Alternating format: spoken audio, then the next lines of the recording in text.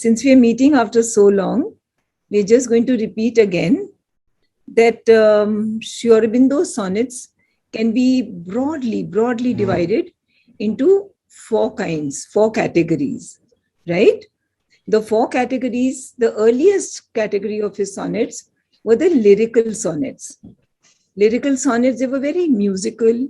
There was like Shringar Ras in them. There was a lot of beauty in it and romance in it and all that. And they had more of the Shringar Ras in them. Those were the earlier sonnets. Then his later sonnets are three kinds. They can be broadly categorized into three kinds. One is the philosophical sonnets. Philosophical sonnets means the sonnet which would delve into questions which are philosophical, like who created the world. Is beautiful. That's not a sonnet, but it's a beautiful poem. Who? Lots of us must have already read it, or we've discussed it earlier. Who? Or he's talking about the world, or the purpose of the world, or the philosophical speculation about ego. What is ego? What are the four monsters which actually devour us? The four monsters are within us. We can do that next time, if possible. So these monsters who devour us, who are inside us only, and we are only feeding them. That is the sonnets which are called philosophical speculations, which fall into the category of philosophical speculations. Another category is rigors of the path. Rigors of the path means the sonnets in which Sri Aurobindo clearly talks about the problems of the path of sadhana. What are the problems that we can face? Like his sonnet, even the dual being has some of these problems, but there are others also where he clearly talks about the difficulties of the path of sadhana. Then another category of his sonnets is in which he describes, because he's actually experiencing the actual state of that high spiritual consciousness. He is already established there. He has become a sthita pragya. And in that state of consciousness, when he writes those sonnets, we can categorize as those in which he has reached the actual state of spiritual consciousness, where he graphically describes the realization of a sadhak. What is the realization of a sadhak? The prapti of a sadhak. For instance, the sonnet transformation. So should we start with the sonnet? Yeah. The one self. We'll read it out. All are deceived. Do what the one power dictates. Yet each thinks his own will his nature moves. All are deceived. Do what the one power dictates. Yet each thinks his own will his nature moves. The hater knows not, 'tis himself he hates. The lover knows not, 'tis himself he loves. In all is one being, many bodies bear. Here Krishna flutes upon the forest mood. Here Shiva sits ash-smeared with matted hair. But Shiva and Krishna are the single God. In us too, Krishna seeks for love and joy. In us too, Shiva struggles with the world's grief. One self in all of us endures annoy, cries in his pain, and asks his fate's relief. My rival's downfall is my own disgrace. I look on my enemy and see Krishna's face. It's so beautiful, no? Teachers, how did you like the sonnet? So the one self, this sonnet falls clearly in the category of actual realization or prapti. He has reached that state. The description is of someone who's experiencing spiritual oneness with the whole universe, with the divine. That is the description. Self-realized. No, he's realized the self, he's realized the universe, he's realized the divine, He has all the three for him have become one: God, the universe, and the one within. Right? The theme of the sonnet is spiritual oneness, or Vasudhaiva Kutumbakam. Let's start with the sonnet, the first two lines. To what the one power dictates, yet each thinks his own will, his nature moves. So the soul, deluded by our own ego, thinks that it is the doer. The poet Sri Aurobindo says here that all are deluded in believing that they are the initiators as well as the doers of action. In reality, who's doing the action? In reality, who's doing the action? The divine through Prakriti, through Prakriti. It is the gunas born of Prakriti that make us do the action. The gunas. Ab now, if I am in Sattva, so Sattva guna will play its part on me and do the work through me. If I am in Rajas, Rajasic nature hai mera, so Rajas will use me because there are three Prakritis: the Sattvic Prakriti, the Rajasic Prakriti, the Tamasic Prakriti. Whatever Prakriti I am in, that Prakriti, the large Prakriti, will use that and do through me, right? So we are deluded by our ego that it is I who's doing it. There are so many references in the Gita. Prakriti, yes, so nice that you remember. Ahankar vimudhatma, kartaham iti mannat. Absolutely. So the first reference that I've taken out is nahi kaschit kshanam api jatu tishthatya karmakrit karyate hyavashah karma sarva prakritir jair guna hai. For none stands even for a moment not doing work. Everyone is made to do action helplessly by the modes born of Prakriti. Again, we can go to reference number 2.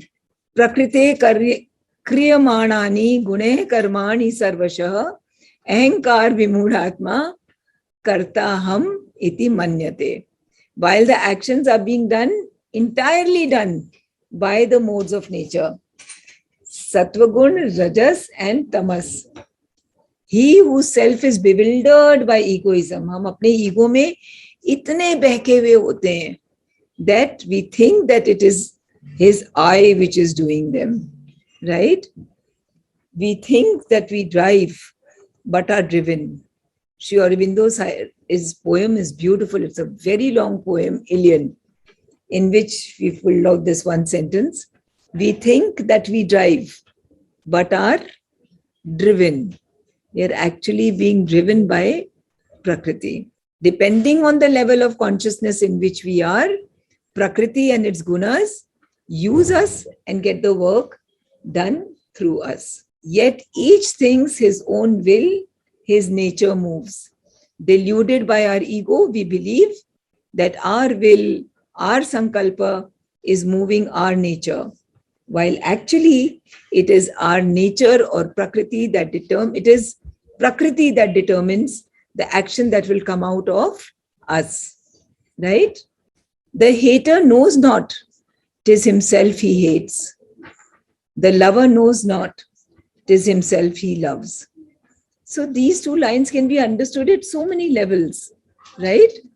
Actually, when one person hates another person or feels competition with another person, he doesn't realize that who is he competing with? He's competing with himself. Who is he hating? Who is he fighting with? He's fighting with himself. And here I think I find one story very, very relevant in how should we deal with it, because all of us in our lives have to deal with somebody or the other who we hate or they hate us, or who we don't like or they don't like us. But what should we do about it? So there is this little story, I'm sure all of you have heard it, the story of Parvati ji. तो पार्वती जी और एक तालाब पे थी और उस तालाब में वो जल भर रही थी शिव जी को अभिषेक करने के लिए. तालाब में क्या था? तालाब में एक स्कॉर्पियन था, crab.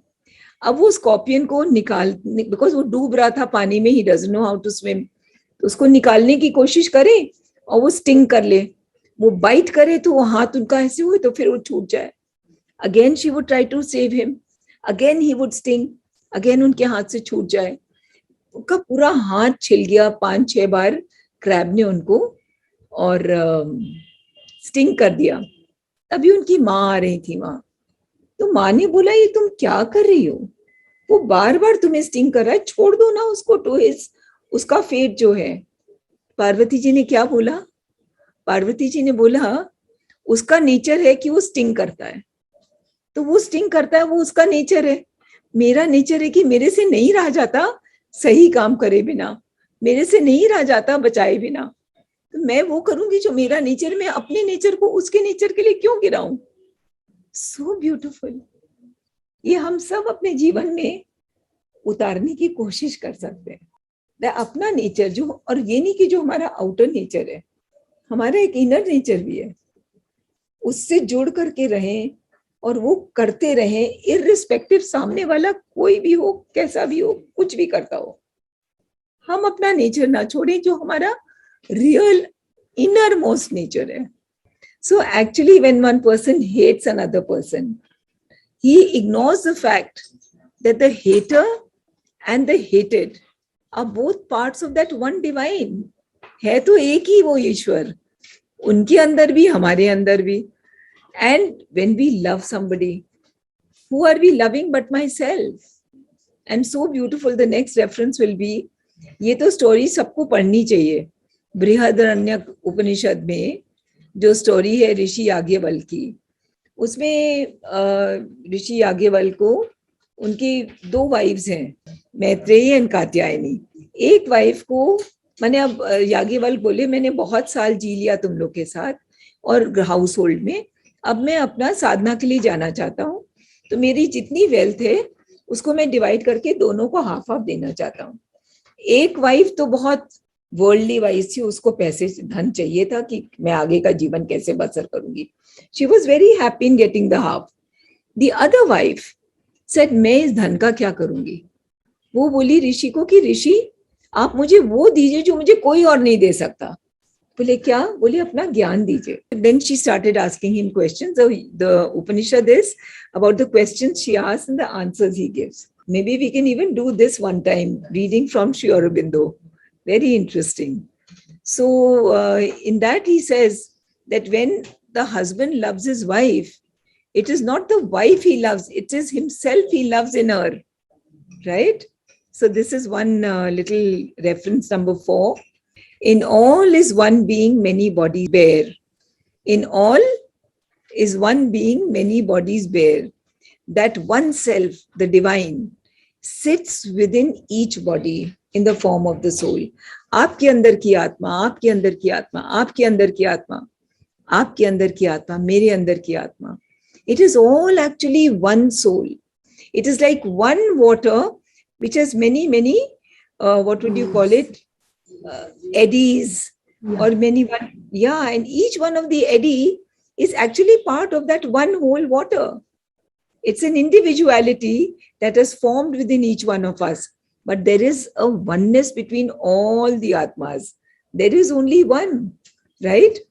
That one self, the divine, sits within each body in the form of the soul. And each body bears the soul within it. So each one of us is bearing that soul within us, and that soul is bearing each one of these bodies, these zillions, trillions, how many bodies? That one soul is bearing so many bodies, right? And there's one more reference, in fact, 2 more references. Ishvaraha sarvabhutanam hriddeshe arjuna tishtati brahmayan sarvabhutani yantrarudhani mayaya. So beautiful this is. The Lord, O Arjuna, is seated in the heart of all beings and is turning all beings as if mounted upon a machine by his Maya. जैसे कोई machine के ऊपर हम mounted है, machine चल रही है.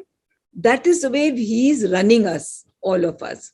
And one more reference, I'm sorry, this time, this has just so many beautiful references that I couldn't resist adding all of them here.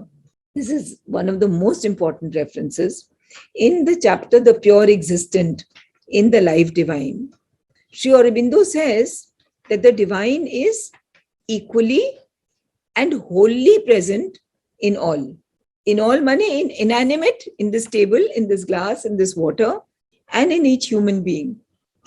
In all, the divine is equally and wholly. Now, if he would have used the word equally only, then what would have become? He would have become quantifiable. कि भाई कितना उसमें है, उतना का उतना मेरे में है, then I can say that he is equal. So that is why Sri Aurobindo used the word equally and wholly.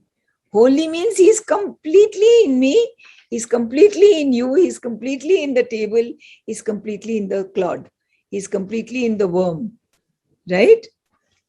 And how does he use his Prakriti? How does he use his Shakti? How does he use it?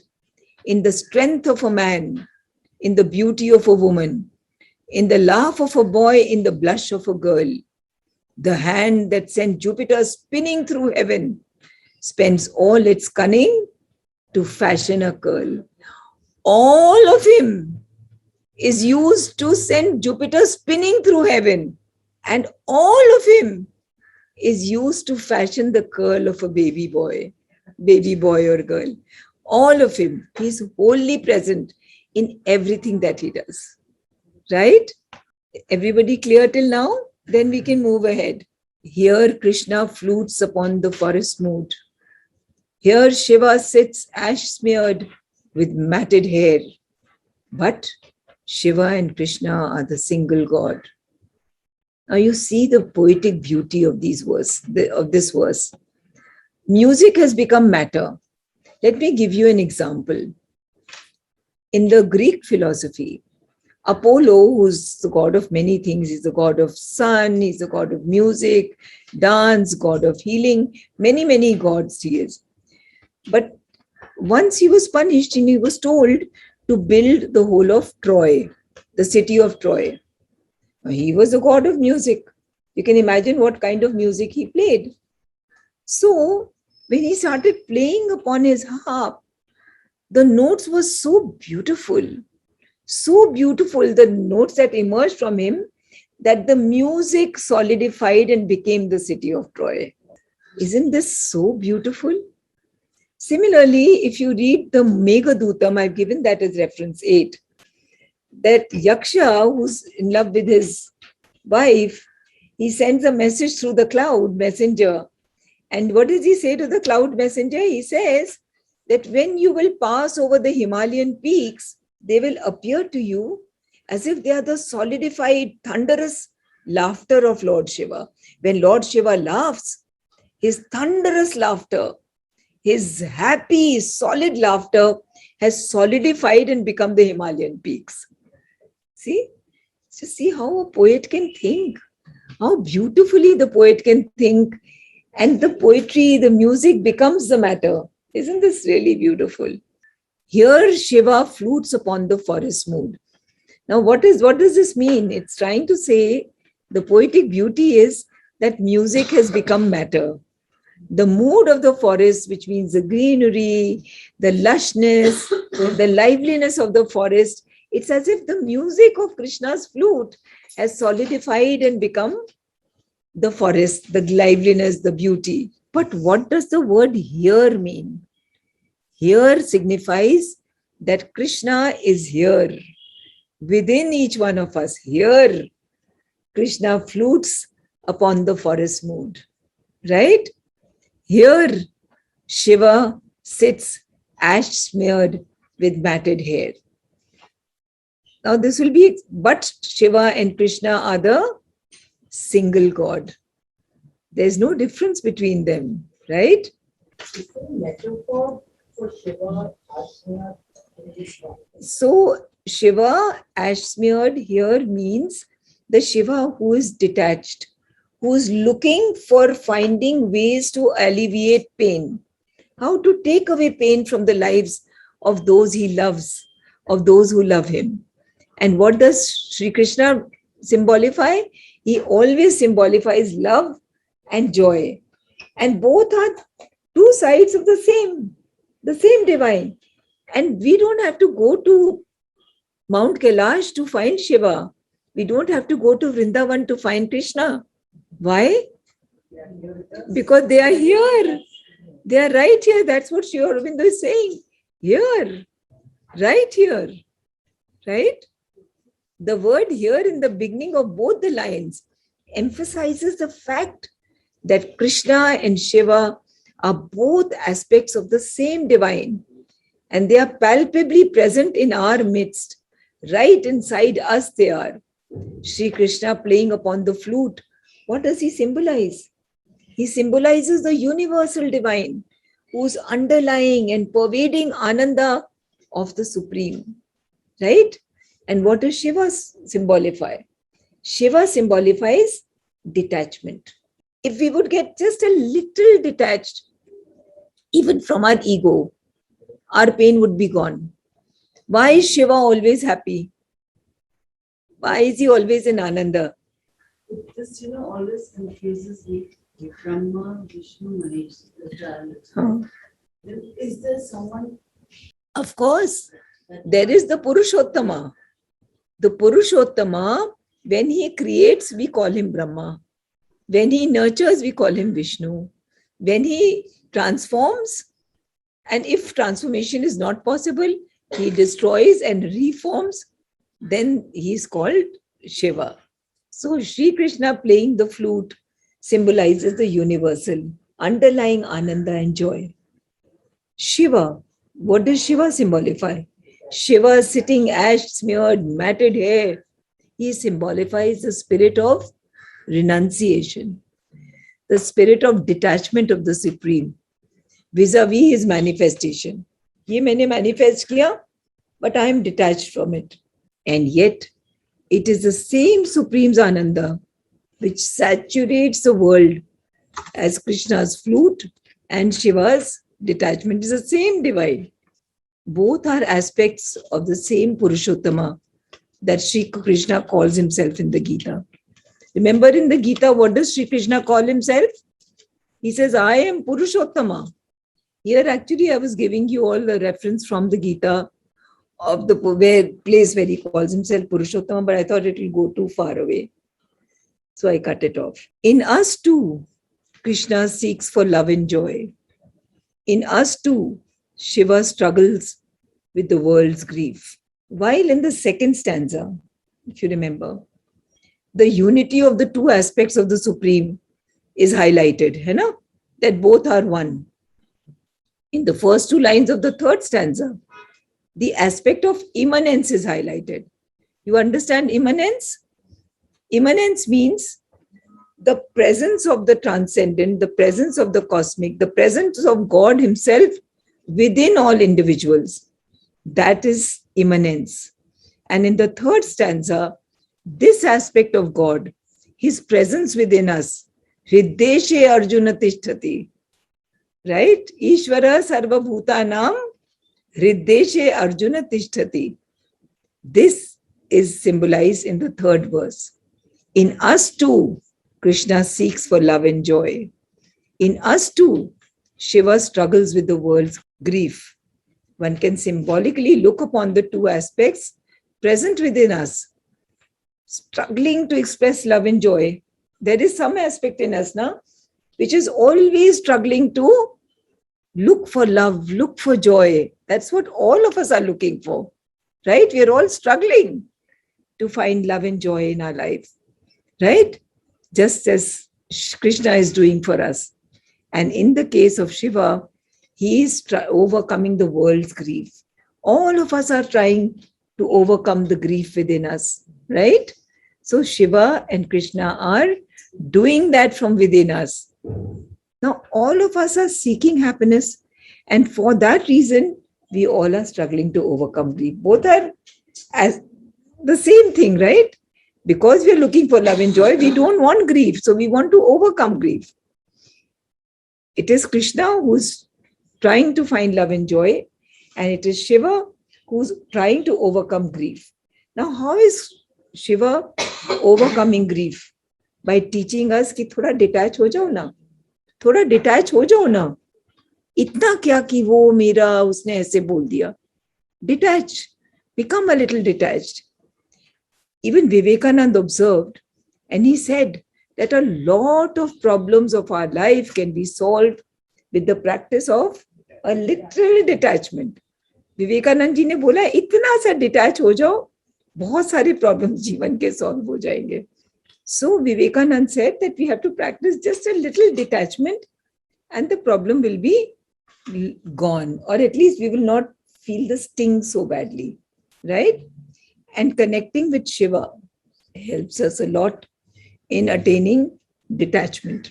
If you look at reference 9, there was an author, Blaise Pascal. He used to live in a monastery and he wrote in a book, his book's name was Thoughts, that a lot of our problems would not be there if only we learned to sit quietly by ourselves in a room. It doesn't mean that don't solve the problem of your life. It doesn't mean that you have to run away and sit quietly in a room in a monastery. It means that the divine always has a solution. But to reach the divine solution, what do we need to do? If there is a continuous halchal in the mind, if there is always thoughts going on, ye kare ki ye kare, acha aise kare, phir aise kare, divine kya bolna cha raha hai, wo humko nahi sunai dega. If we need to hear him, we need to have some quietude in our life. We need to be sitting quietly for some time and connecting. And when we do that again and again and again, as Kirit uncle used to always say, that the droplets of intuition will drop into your mind very softly and gently, just like the light of the stars falls on a placid pool at night. And you can see that light coming into the pool only when the pool is placid and still. Just like that, make your mind placid and still. Sit quietly for some time. Connect with the divine. And the droplets of intuition will fall into your mind and give you the direction of what is to be done. So I think this should also answer your question, Jeeti. Yeah. I was about to say that. What you said is so good. Really, we have to be able to make use of what you're saying. Yeah, we have to be able to sit quietly sometime. All the time to have something happening, somebody sitting with us, somebody talking, the TV on, the telephone, WhatsApp on, continuous kachar, pachar, kachar, pachar, kachar, pachar. How will the droplets of intuition ever, how will we enjoy that? It's not possible. It's only possible when there is some quietude in our life, right? This is what Blaise Pascal said, and this is what Swami Vivekananda said, and this is what all great men have said, right? Oneself in all of us endures annoy, cries in his pain, and asks his fate's relief. It is the same universal self who is present in all of us and who is undergoing moods like irritation or annoyance or anger, jealousy, and others. Now, what does the word endure mean? Endure means when we are able to suffer a difficulty without complaining. आज आपने मुझे दुख दिया, मैंने उसको जाके बोल दिया, हमने एंड्योर नहीं किया, हमने उसको खाली सफर किया, इधर सफर किया, उधर जाके उसको डाल दिया. Endurance का मतलब है when you're able to suffer something without complaining to someone else, without talking about it to someone else. But इसमें एक जना allowed है जिसको हम, who we can actually speak to, the Lord, right? Then we are still enduring. Sri Aurobindo has spoken about the 3 E's. These are very important. We've done it earlier. Endurance. Does anybody remember the second one? Equanimity. And the third? Ecstasy. Ecstasy. Yes, Sarita. Our brilliant Sarita. Endurance, equanimity, ecstasy. When we are able to endure and endure and endure for a long time, we are able to endure some pain, some difficulty, some difficult circumstance in our life without complaining, without speaking about it to anybody else but the Lord. Then we will reach the second stage. Which is the second stage? Equanimity. Then you will be in a state of samatha, state of equanimity. Then there is no pain anymore because you have learned to endure for a long while. And when you're able to endure for a long while, you reach the state of equanimity. And when you reach the state of equanimity for a long while, ये कुछ भी होता है, कोई असर नहीं होता. कोई ने मेरे साथ कोई भी वर्ताव किया, मैं उसके साथ सही वर्ताव करूं, मैं प्रेम का ही वर्ताव करूं. That is called equanimity. और जब equanimity for a long while होता है, then you reach the state of ecstasy. हम सब जिंदगी में क्या ढूंढ रहे हैं? What are we looking for, teachers? Ecstasy. We are all looking for at least happiness, the minimum happiness, which can go to the next layer of joy, then the next layer of peace, and then ananda or ecstasy, right? Pleasure, happiness, joy, ananda or ecstasy, right? So we have to be able to climb this ladder. But for that, first is the first E, which is endurance. Anjali, can we at least discuss we don't need to discuss our problems with everybody, but we can talk to somebody who we think is the right person to guide us and to tell us, besides the Lord, besides telling God, can we not discuss it with just one person who we feel will be has the wisdom or has the understanding? Sure, Sarita, but we have to be sure what is my purpose in telling that person. Sometimes the purpose is to show that other person is so mean to me. तो ये बताने के लिए हम ये रास्ता ढूंढ रहे हैं. या we go to the person and say, इसमें मैं क्या कर सकती हूँ? Where have I gone wrong? If I have not gone wrong, how should I manage this circumstance? How should I deal in this circumstance so that I'm able to raise my consciousness? You should only go to somebody who will help you in raising your consciousness. If there are people who say, अरे वो तो बहुत खराब है, उसने तो बहुत गलत किया, उसके साथ तो ऐसा होना नहीं, they should not do this, they should not do this. ऐसे लोग के पास नहीं जाना चाहिए अपने प्रॉब्लम लेके, बस हमारा कॉन्शियसनेस डिप्लीट करेगा, कॉन्शियसनेस नीचे जाएगा. Go to somebody who will be able to raise your consciousness and go with that aim that I'm not going to complain. I'm going to find out how in this circumstance I can raise my consciousness. Right? Yeah, thanks. So one self in all of us endures annoy, cries in his pain and asks his fate's relief. So it is this universal self which is within us, God within us, who is crying out in pain and seeking relief for whom? For this outer being, yeah. From adverse fate and inimical circumstances, this universal self in us is enduring this pain and is crying in pain and asking for a relief from this pain. But it is the same self in others and the same self in us. It is our ignorance which sees others as somebody else. It is only when we start living in the consciousness of oneness and unity. Yes, it is only when we start living in the consciousness of oneness, in the consciousness of unity, that for us, there will be no other. There will be only the self in all. 2 verses of the Isha Upanishad, which I am very, very fond of. Because these were the 2 verses which my teacher gave to me as my first mantra from him. And I think they are 2 verses which can really help us somehow to reach some state of oneness, depending on how much we are burning to reach that state of oneness. Should we read that? This is reference 10. yastu sarvani bhutani atmanyevanupashyati sarva bhuteshu chatmanam tato na vijugupsate. But he who sees everywhere the self in all, he who sees the self with a capital S in all existences, and all existences he sees where? Inside that self, that there is one self and we are all inside him. And inside each one of us is him. We are inside him, he is inside us. That person who starts looking at this consciousness shrinks not thereafter from aught. Shrinks not माने उसको किसी से फिर disgust नहीं होती है.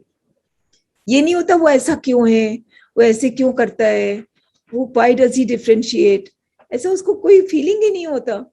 Because he sees the self in all and he sees all of us in the self. The next verse, Yasmin sarvani bhutani atmai va bhut vijanata tatra ko moha kah shoka ekadvam manu pashyata.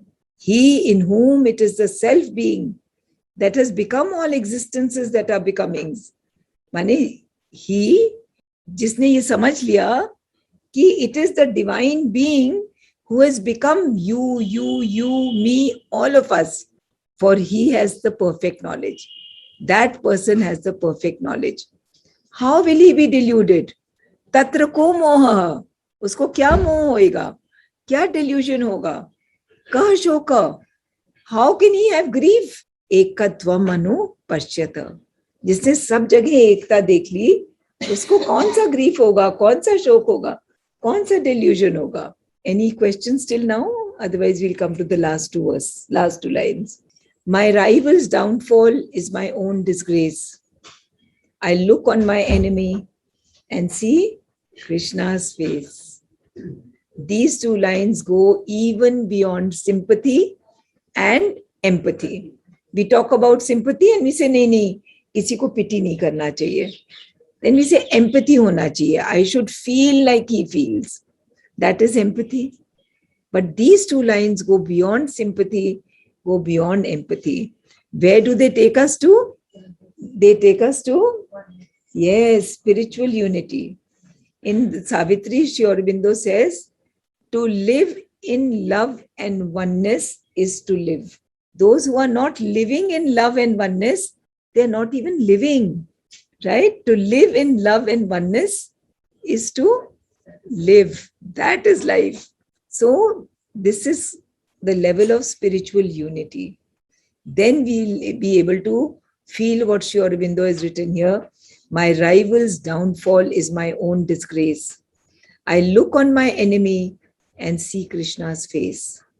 Normally a rival's downfall, somebody who we don't like, becomes a cause of celebration, joy. अरे वो तो नीचे गिर गया, उसका तो नुकसान हो गया. But when one achieves spiritual unity, paradoxically, even a rival's downfall will become a source of my own humiliation, my own mortification, right? This is the aim of those seekers who aim not for worldly name and fame. What do they aim for? They aim for oneness with the divine. If I'm one with the divine and I'm not one with the universe, what oneness is that? What good is that oneness? Right? There's just one more reference, and that is the reference Brahman. This is written.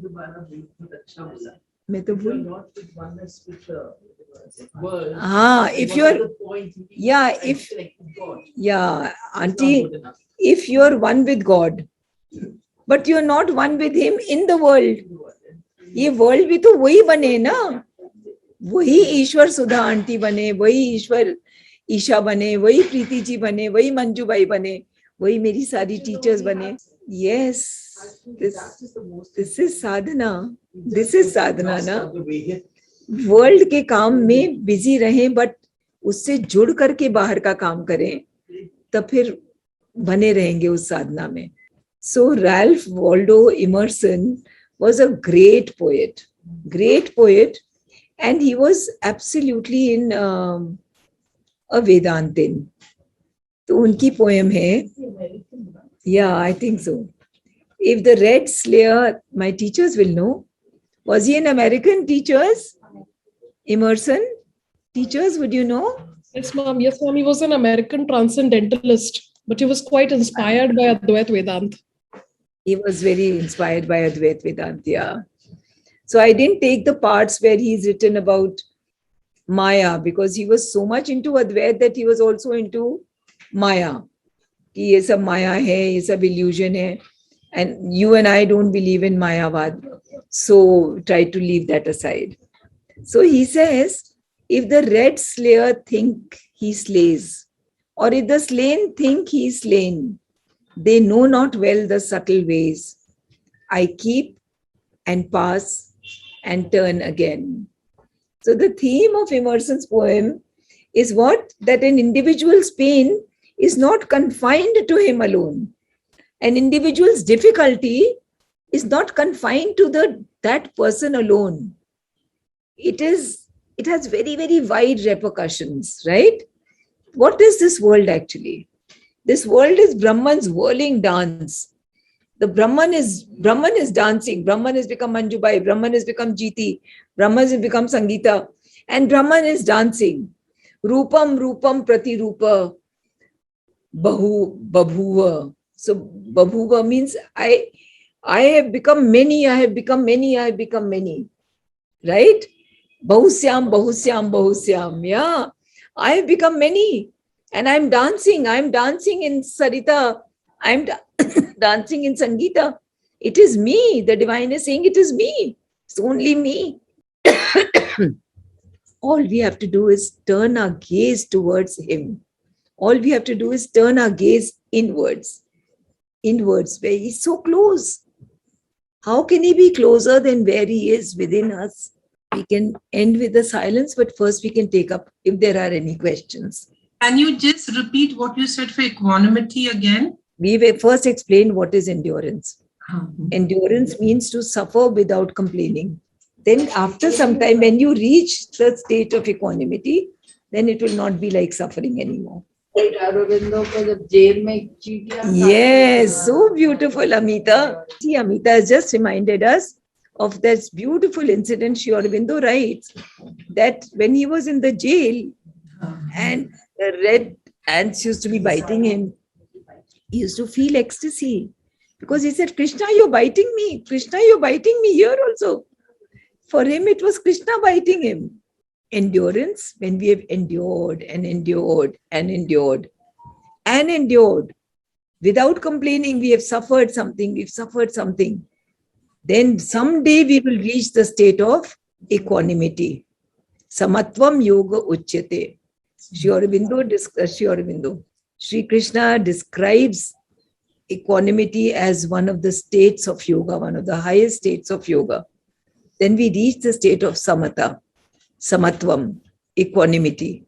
And when we stay in the state of equanimity for a long while, that we are okay this way or that, then we will start experiencing ecstasy. Equanimity is staying in that state for a long time. State of oneness. State of Equilibrium. So the auntie used a good word. And we are in a state of equilibrium. Samatha. Yeah.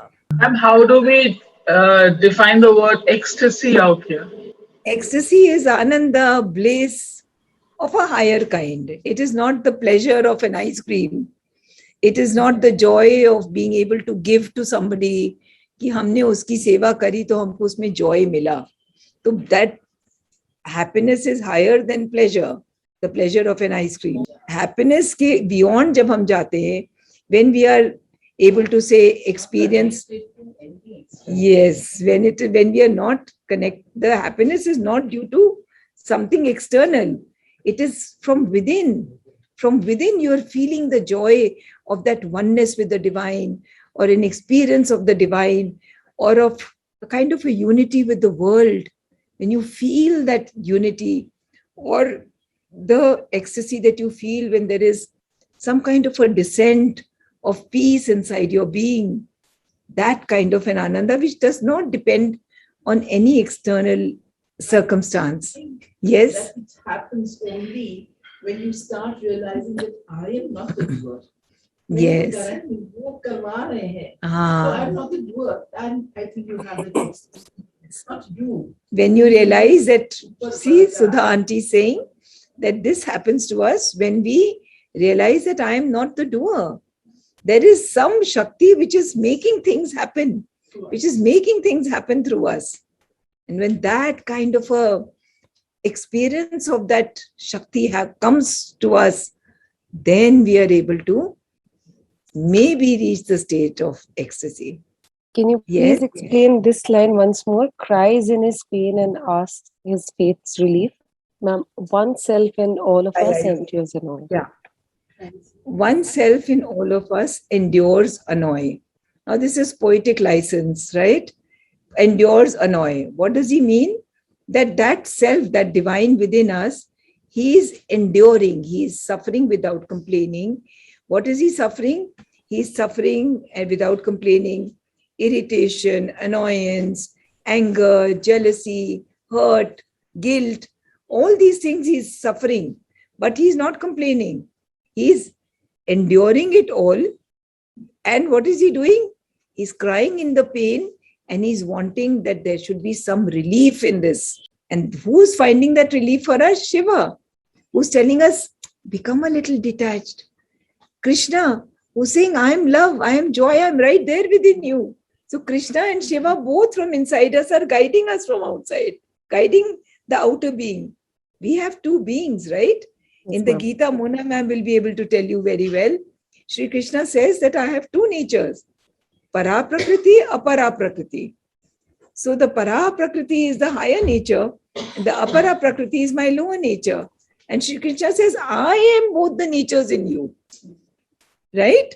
Yes, तो ma'am. कोई अलग नहीं है कृष्णा, वो हमारे ही अंदर हमारी परा प्रकृति भी है एंड वही हमारी अपरा प्रकृति अलाउ कर रहे हैं कि तुम करो जो कर रहे हो. When you start going on the spiritual path, you start turning inwards. You start turning inwards and start looking for guidance inwards. Yes, absolutely.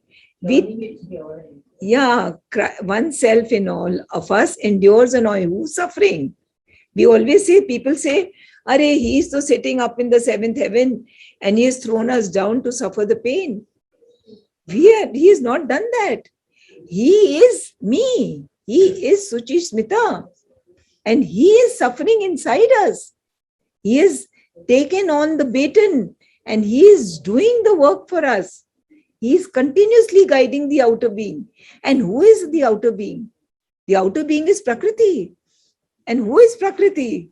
It is that Shakti which has allowed itself, chosen to become other than himself. Right? Annasya chittam abhisancharenyam. That Prakriti, that Shiva, Shakti, has decided to become Annasya, become somebody else, become like somebody else, but it is him only. He has become Suchi Smita, he has become Sarita. Right? Cries in his pain and asks his fate's relief. He cries in his pain. It is not we who are crying, it is he who's crying inside us. And he is asking for a relief from this pain. And he is guiding the outer being कि देखो, सुनो मेरी बात, थोड़े से detach हो जाओ, थोड़ी देर अपने अपरा प्रकृति से ज्वाइन हो जाओ. जब हमारे से ज्वाइन होगे तो हम तुमको अपने आप गाइड करेंगे. Right? And there's a question here. And one of my friends, Neeta, she's saying, how will we come to know that this has come as a guidance from him? Yeah, this is my own mind, which is telling me. If we are really sincere on this path, we will know. If we are really sincere on the path. But जब तक हमारे अंदर हमारा ego चल रहा है, तब तक हमको आवाज उसकी सुननी ही नहीं है. Because ego इतना बड़ा shell create कर देता है, इतना hard वो crust होता है. To break that crust, there has to be huge sadhana. Huge sadhana. और पता होता. We know. Because ये बात श्री अरबिंदो ने भी कही है कि when the divine is saying something to us, there will be no doubt. जब तक हमने कुछ बात सोची और हमें लगा ये भगवान ने मुझे गाइड किया कि मैंने किया, I am not sure, that means भगवान ने नहीं बोला है. When you hear the divine, you will know it is the divine. There will be no doubt, no shade of doubt. Those who have seen the divine in their dreams, those who have heard the divine in their dreams, they have no doubt about it.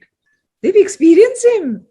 It is clear. There is no doubt. How can there be fear when you've seen the divine? You've used the word Adesh. Adesh. Yes, Ah. I knew. Shri Aurobindo's use the word. It comes as an Adesh. It's not my word, it is Shri Aurobindo's word. We know what you're telling us. But it comes as his Adesh. Sudha auntie here is saying that if you have the strong faith that जो भी हो रहा है वो करवा रहे हैं, तो but we must add a little line to that, given the circumstances.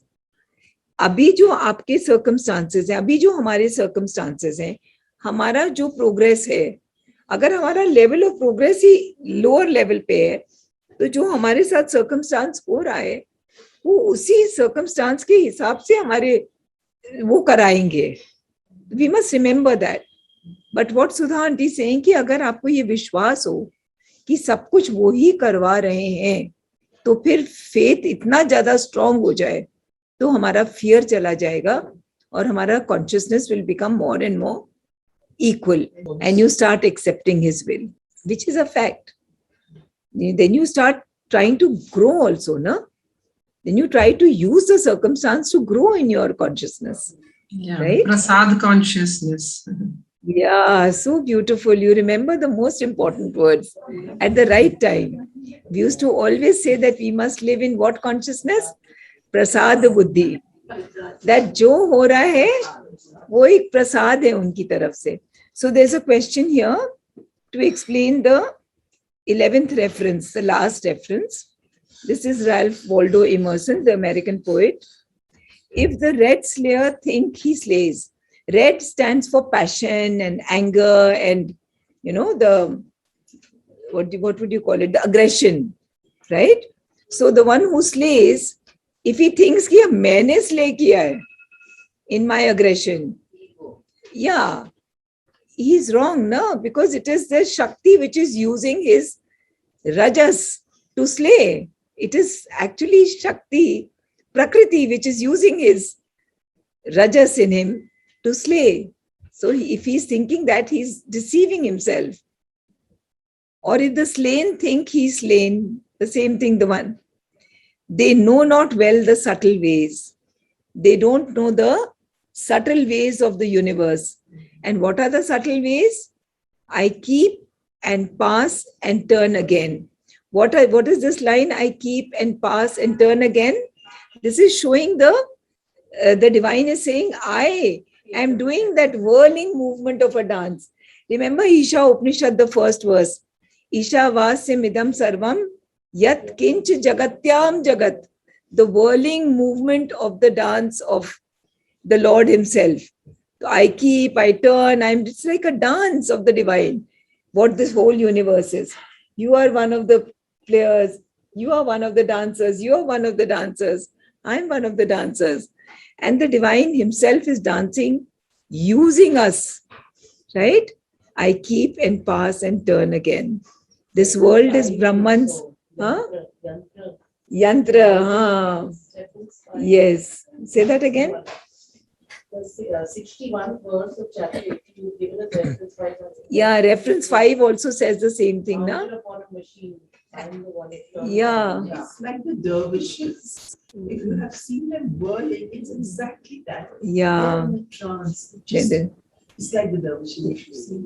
Yeah. The dance. But we are all actually as if mounted on a machine. Like I'll give you an example. This also I think Shri Aurobindo gives, or Kirit uncle has told me. So it's like there's a train. It's moving very fast. And there's a little mosquito sitting on the wheel. And the mosquito says, wow, look at the way I'm running the train so fast. Look at the way the puri train chala raha hu main. Similarly, we think that we are doing what we are doing, but actually it is Prakriti who's using us. So Vinita has a question here, and she's saying that does this absolve us from all that we do? Because Prakriti is using me, तो मैं तो कुछ कर ही नहीं रही हूँ. So those who do not want to grow in their life always use this as a very good example. मेरे को तो कुछ करना ही नहीं है. God is just using me. But that is very, very faulty thought. Why? Because what did I say? Prakriti will use that in you, where you are. If I am Prakriti will use my tamas and get tamasic action out of me. अगर हमारे अंदर ego है, hatred है, competition है, लड़ाई करने की आदत है, या किसी को show down करने की आदत है, Prakriti will use that habit of mine and get that done through me. This is the clarification I want. तो हमको तो बहुत जरूरी है कि I keep climbing the ladder. हम तामसिक हैं तो राजसिक हों, राजसिक हैं तो सात्विक हों, और सात्विक होने के बाद में क्या करना है? We have to go beyond the gunas, Trigunatit. You know, it seems to be such a simple act of offering. And you won't believe it, but the bottom line of the Gita, the bottommost line of the Gita, is ki sarv dharman parityajya maam ekam sharanam vraja. तुम जो भी कर रहे हो, before starting this talk or this discussion, what did we do? We invited Krishna into this. We invited the divine into it and said, please take over. You speak, you understand, you do the dialogue. I just use me as your yantra, right? At the end of the talk, what will we do? We will again remember him and say, thank you for a beautiful talk. Now I offer to you whatever next we are going to be doing together, right? So this offering of everything that we do, every little thing, the food platter comes in front of us. It takes barely 2 seconds to say, oh Lord, I offer this food to you. Instantly the food becomes prasada. And हमको क्या लगा 2 second में ईश्वर को बुला करके उसमें ये सारी थाली उनको ऑफर करी. हमारा तो खाना उसी सेकंड उन्होंने चख लिया, उसी सेकंड वो खाना प्रसाद बन गया. पानी पिया उसके पहले याद कर लिया, दवाई ली उसके पहले याद कर लिया, नहा रहे तो उस जल में बोला आप ये जल हो, गंगा जी, यमुना जी, सरस्वती जी, आप ये जल हो, और इसी से मैं नहा रही हूँ. He was being soaked by purity. Fill me with shakti and bhakti. हे गंगा माँ, आप मुझे शक्ति और भक्ति से भर दीजिए. तो उस जल को आपने तो ट्रांसफॉर्म कर दिया ना. It takes 1 second. So beautiful it is. Yeah. The verse जो है गंगे च यमुने चैव गोदावरी, उसमें we are actually thanking all the rivers for their. Yeah. Ganga ji से भक्ति मिलती है, यमुना जी से प्रेम मिलता है. Because यमुना जी में कृष्ण और राधा दोनों डुबकी ले चुके हैं. When I asked my भवन का मैनेजर in वृंदावन, ऐसे प्लीज मेरे को यमुना जी का जल भेज दो, मेरा खत्म हो गया. सर आपको यमुना जी का जल क्यों चाहिए? गंगा जी मंगाया करिए ना. तेरे माँ बाप को कैसे समझाएं कि मुझे यमुना जी का जल क्यों चाहिए? So should we end? Half a minute of silence and gratitude.